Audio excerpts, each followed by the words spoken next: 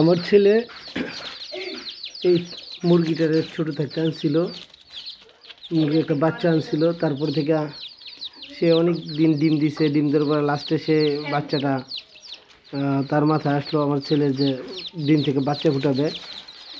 তো 10টা ডিম দিয়ে ওরে বসাইছিল।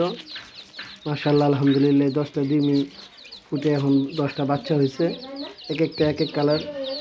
দেখতেছি আল্লাহ পাকের কি মহিমা, যে ছোটো ছোটো বাচ্চাদেরকে ব্রেন কাজ করতেছে, যে তাদের খাবার তারা খেতে হবে, পানি খেতে হবে।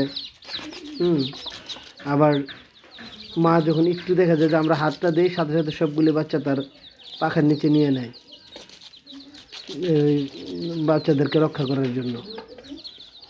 অনেকটা বলতো যে মুরগি যেমন তার বাচ্চাদেরকে রক্ষা করে, প্রতিটা মা ও তার সন্তানকে রক্ষা করে, এটাই প্রকৃতির নিয়ম।